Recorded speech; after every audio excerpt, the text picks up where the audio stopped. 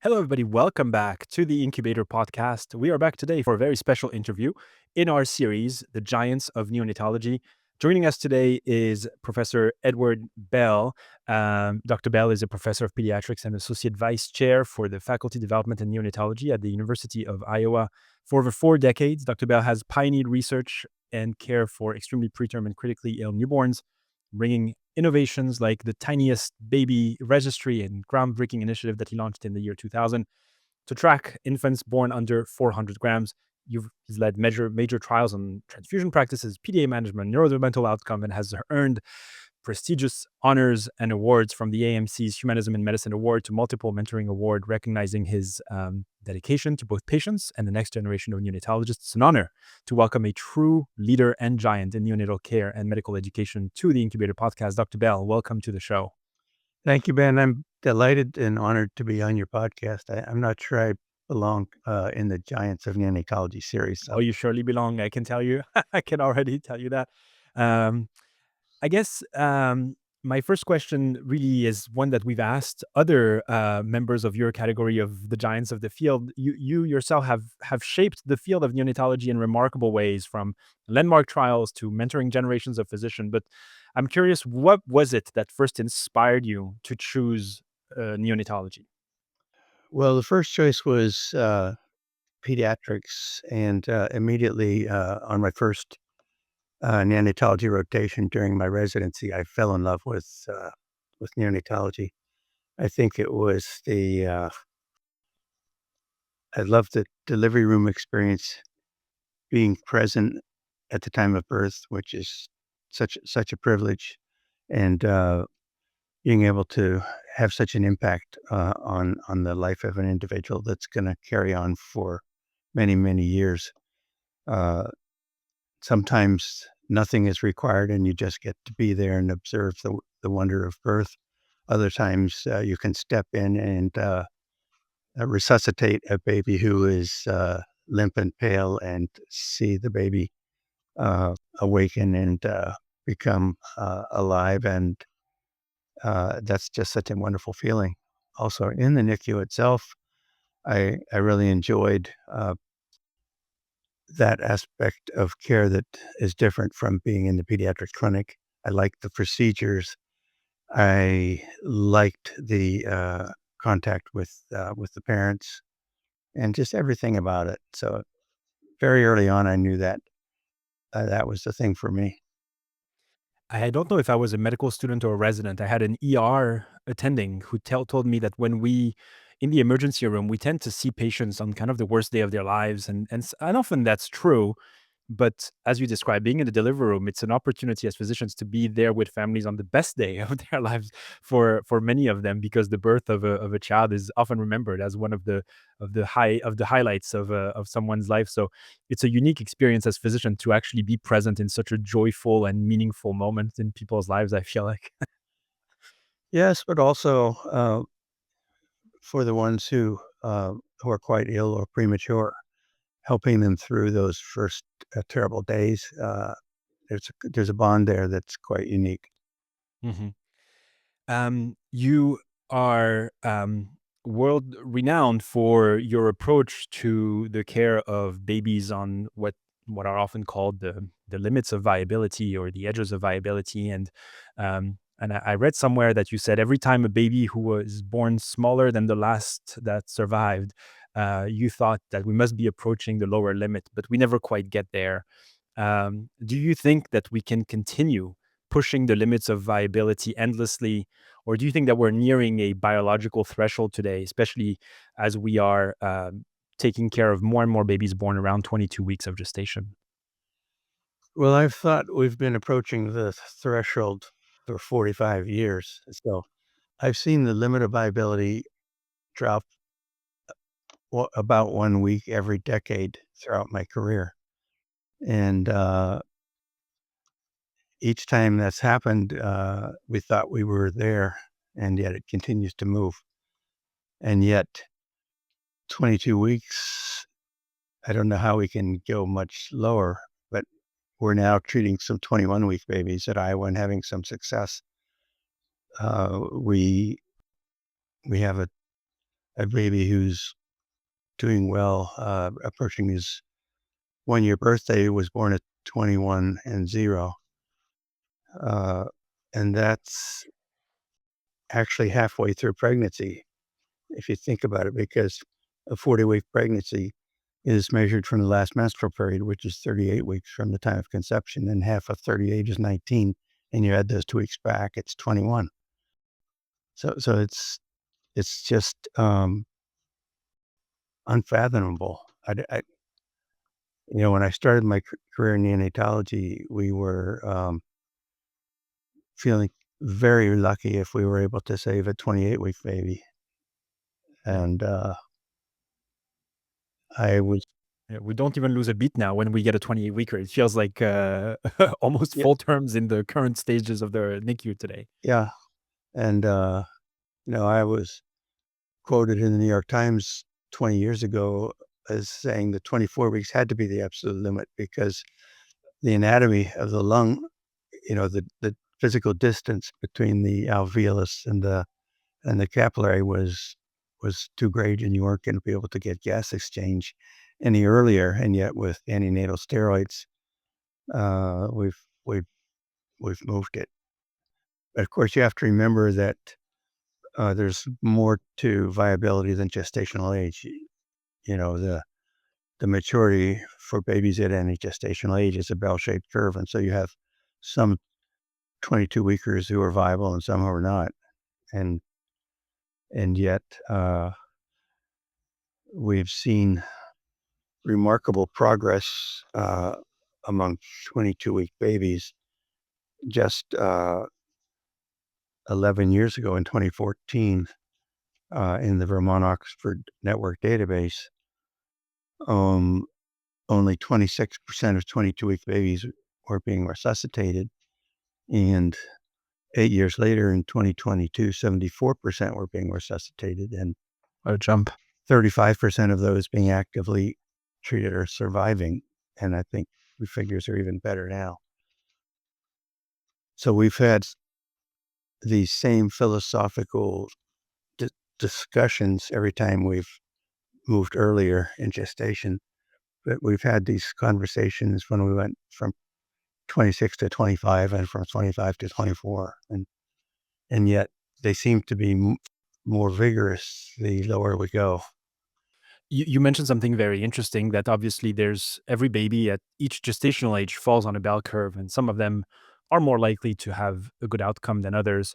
Have you have you developed some form of model in your mind of who are these babies? Who are these 22 weekers that will most likely do better than another? Are there specific characteristics you look for when an admission arrives from these infants to try to get a sense of, is it going to be an uphill battle or do I have a chance here? Well, of course, Matt Rishavi published an update of John Tyson's 2008 New England Journal estimator, and that was published in JAMA Pediatrics, and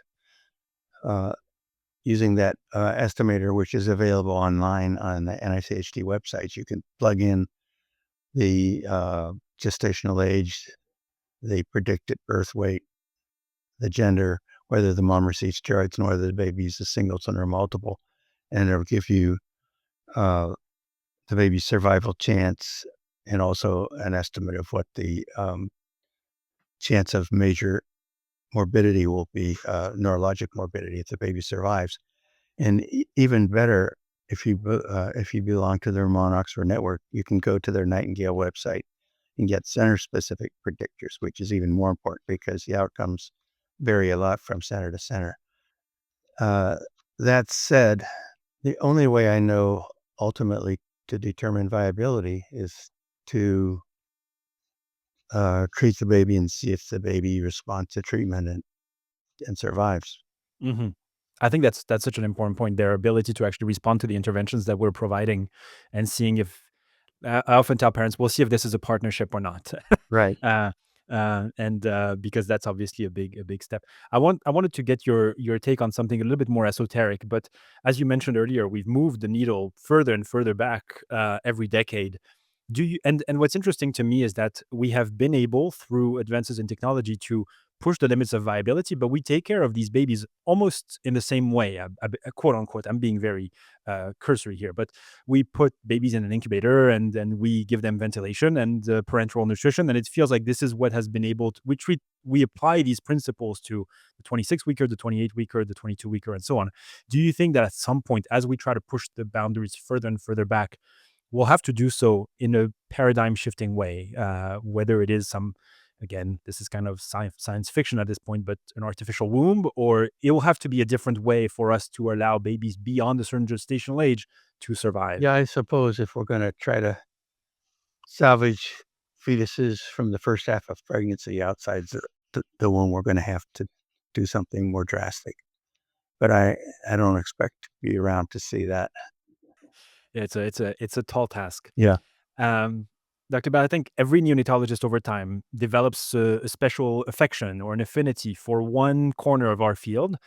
Some are drawn to BPD, other neonatal neurology, some nutrition, family-centered care. For you, it's clear that babies on the edges of viability, these tiniest, most fragile infants, have been a central focus. I'm just curious about what was it that drew you specifically to that area of our field. Was it the medical challenge, the ethical question, the emotional stakes, or maybe something more personal? If you look at my career, I've actually, my publications have been all over the place. You're a jack of all trades for sure. Uh, I think that I first developed somewhat of an academic interest in these babies when I started the Tiniest Babies Registry back in 2000, and that originated from the genesis of that registry goes back to 1994 when I was on call and we had a baby born who we were told by obstetrics was going to be very small, under 500 grams. It was a 27-week pregnancy, a very much wanted pregnancy by this family. And it turned out that we did resuscitate the baby. When we weighed the baby, she weighed only 359 grams. And she did survive. But the parents said to me, are, are there any other babies this small? Mm. So that's how it started. So I knew of a baby from Loyola in Chicago that weighed 280 that had been published in People magazine and later in New England Journal. And so I started looking around in the medical literature and online and in lay publications. And by 2000, I'd come up with a dozen or so babies and put the registry online. And now we have 324 babies. So that's sort of a hobby. It's not really an academic interest, although I've published 2 reports about the registry. But those, of course, that's a different issue than the babies at the gestational age limits of viability, because those are all very SGA babies in order to be able to survive at under 400 grams. And that's a different issue. So the I guess just the extremely preterm babies, I'd have to credit Matt Rashavi with piquing my interest in those babies because Matt he was an epidemiology PhD student at Iowa, was looking for an idea for a project, and I said, Matt, look at this, look at the NICHD Neonatal Research Network uh, data books, and why is there a tenfold difference in mortality for babies under 1,000 grams among the centers? And Matt said, well, let's look at this and what's the difference in treatment rates for these babies? And of course, discovered that the rate of resuscitation was quite different and that 70% of the difference in mortality rate could be accounted for by the difference in active treatment rates. And that led to Matt's paper in the New England Journal in 2015 that came out a week before he graduated from medical school. And I think that that paper woke up a lot of people and got them thinking about 22-week babies. If they can survive in another center, maybe we should be treating some of them. And so that's when the Vermont Oxford Network treatment curve and survival curve started to swing upward. It wasn't the only factor, but I think it was one of the factors that started people thinking about this more. Yeah, I mean, I'm just gonna plug the episode 247 of the Incubator Podcast where we actually spoke to Matt and Dr. Pavlek and Courtney Vire with the about the Tiny Baby Collaborative. If you are interested in learning more, you can definitely check out this episode. As you mentioned, as I was trying to draft my questions for you, it's very difficult. You've done everything. You've done everything well, and so it's always difficult for me as I prep for these interviews to try to channel a little bit some of the topics. And so, but it did beg the question to me that you're at the forefront of so many topics. So you're involved in so many landmark trials, pivotal studies over the years, and I was wondering a little bit about how you reflect on the evolution of our field. Because it feels to me, at least from my perspective as a young career neonatologist, that today our field is kind of like has become a chimera a little bit. Stephen Hawking said that the 21st century will be the century of complexity, and it certainly feels true in our world now that we have so many babies of various gestational ages in our unit, all with different physiological needs, slightly different from one another. How do we as neonatologists approach this rising complexity and still remain agile, unified, and effective, I guess, in how we take care of our patients, their parents, and the families in general? Well, I think that's what makes our jobs, what makes it fun and exciting is we've got to stay on top of all of this. And, we're constantly learning. E- Even now at my age, I'm still learning new things and keeping up with the literature and attending conferences and webinars. And I I think that's one of the great things about our field. We're Do just you never think pregnant. it's never stagnant? I think that's so true, and I think that going back to your interaction with Matt Reshavi about tiny babies, I think that there's always room to ask one more question. I think, and that's always those questions that often will open the door to interesting endeavors. That if you're willing to go down that rabbit hole, you will get to something interesting. Do you think that we're going to see a further sort of crystallization or galvanization of of that segmentation of our field?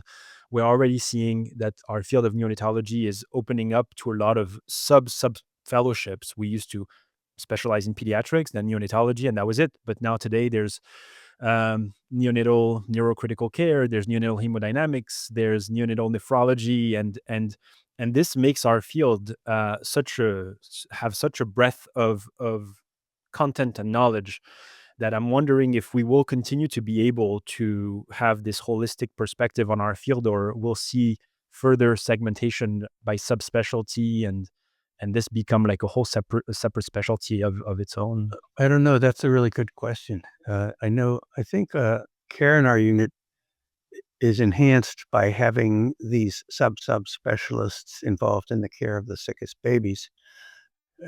But on the other hand, I'm a little concerned because I now defer some of the some of the conversations with families that I used to have to the neurocritical care team or the hemodynamics team, and so I've got to make sure I stay on top of things and that I'm knowledgeable about all of the things that are going on. So it does require a little agility to make sure that even though I'm not a neurocritical care specialist or a hemodynamic specialist, that I know what's going on. It's always fascinating to see how the textbooks have evolved as well. I think that every time I visit one of my professors or somebody with a certain degree of seniority, you can see in the bookshelf the old book that basically was one volume, and now every subspecialty has a double 1,000 page volume associated with it. It makes for a very scary perspective. Um, the I wanted to ask you a little bit about the University of Iowa, and I think that at this point it's fair to say that it's world renowned for its unique approach and its comprehensive approach to the care of extremely low birth weight infants. And I think that we've seen around the world, I guess, other models, other regional models maybe emerge over time. I think that we can potentially talk about maybe the Japanese model. We can talk about the Scandinavian model. And what I'm interested in getting your perspective on is that these approaches, these models, quote unquote, often are bundles of interventions that put together lead to significantly good outcomes. And do you think that every team, every unit around the globe should try to find out what their own model should be? Or is there maybe merit in trying to emulate some of the people that have done good with these bundles? And what is your advice to other centers and other groups that are looking enviously at other institutions doing so well for themselves? Wow, that's a really good question. You know, that's the crux of the work of the Tiny Baby Collaborative, I think, because it began as a group of 4 centers who had maintained greater than 50% survival for 22-week babies over a decade or longer. And Matt Rashavi developed this collaborative while he was still a fellow here at Iowa, amazingly, and got the University of Iowa, Uppsala University in Sweden, uh, University of Cologne in Germany, and the Japanese Neonatal Network together, and has got them all comparing how they do things, and discovered that there are some things that they all do the same and other things that they do quite differently.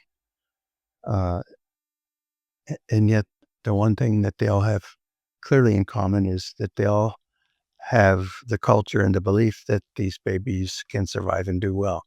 And I think that more than any of the technical aspects of care is the key thing.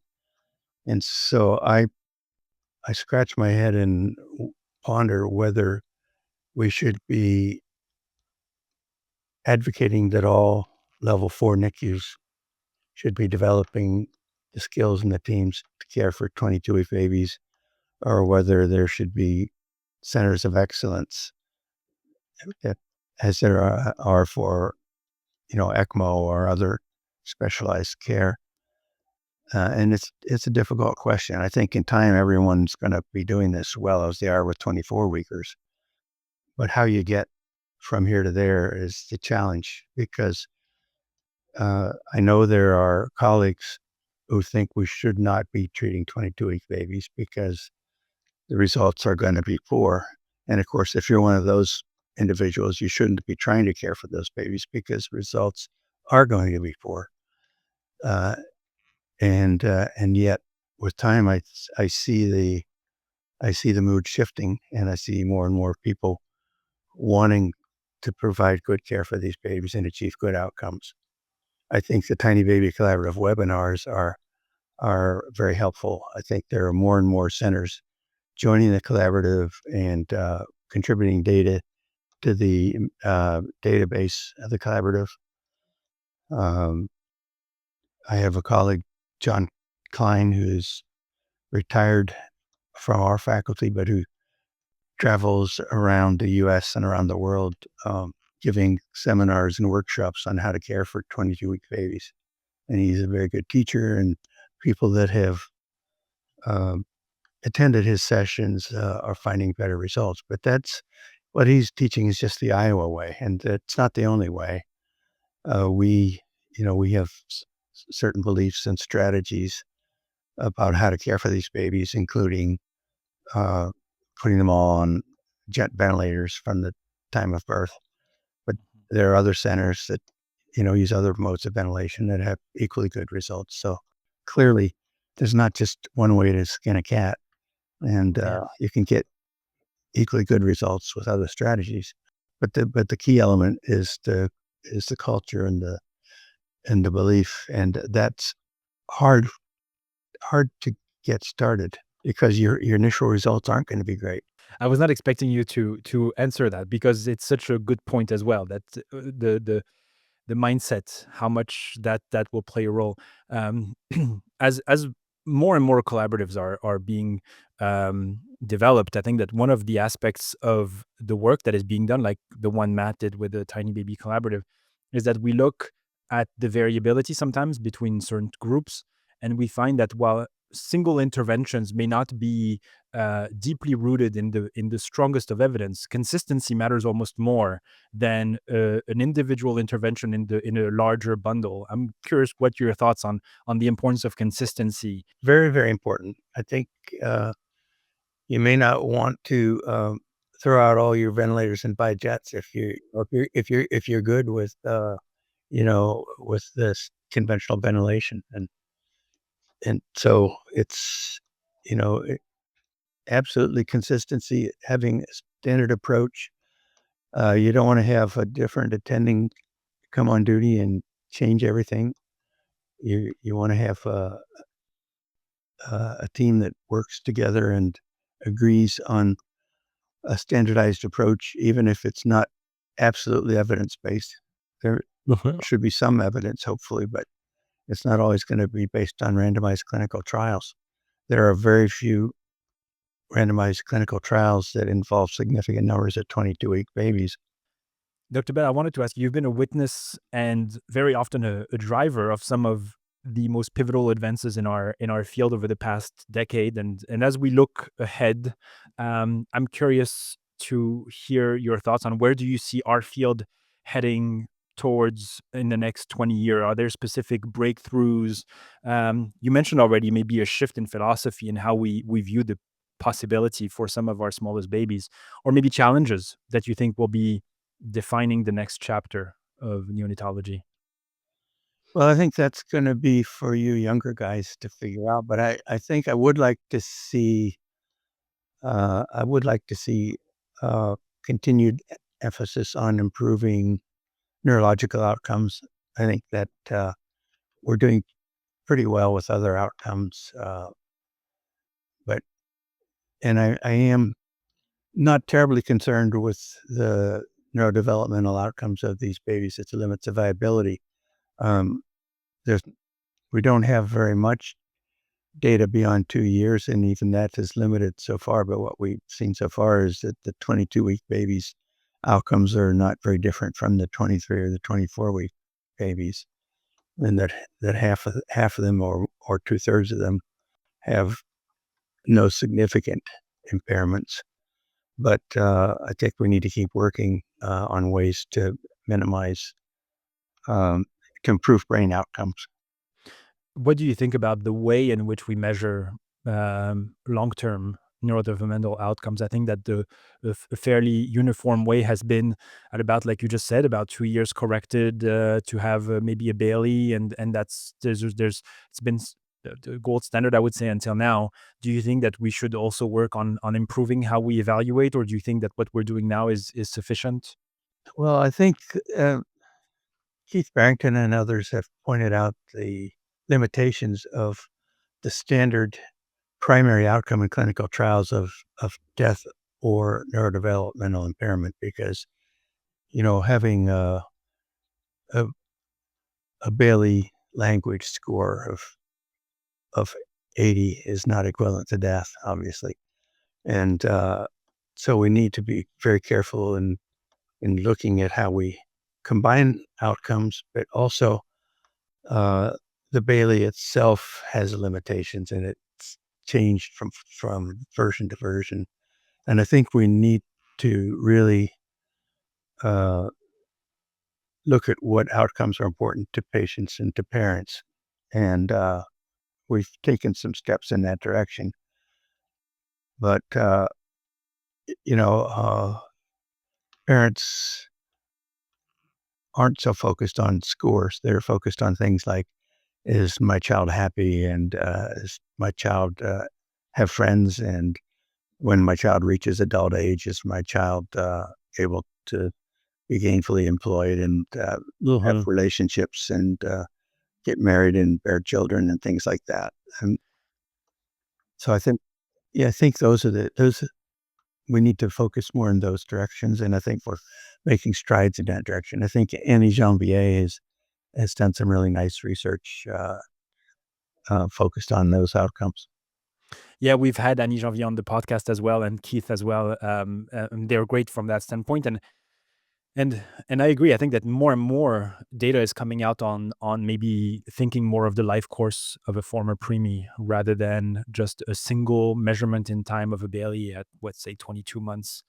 Um, what are your thoughts on the question that people are posing about how it would be ideal to have better long term understanding of the life course of our patients, but also the difficulty of then tracking that back down to the interventions that we're doing on day one of life and seeing like, can we meaningfully still connect the two when we're trying to look at things 6 years, 7 years Well, down the road? that's the big challenge is, Hmm. you know, you can do a randomized clinical trial where you change one intervention out of 1,000, uh, but, the other big challenge is funding, you know? That's why we have 2-year outcomes and not 10-year outcomes Yeah. because nobody wants to fund studies that long.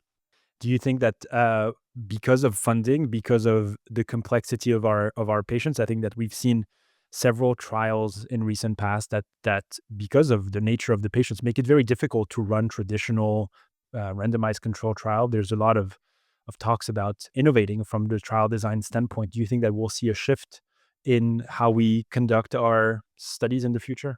Well, I think there are opportunities for innovations in trial design, but I don't think we'll ever, uh I think there will always be a need for randomized clinical trials. It's the ultimate test of of therapies. As we're getting close to the end of this conversation, there's something that I'd like to do, especially when we have someone of your caliber on the podcast, which is sort of these consults on air, where we basically, as young career neonatologists, we often go to our mentor's office and say, I need some guidance here and there.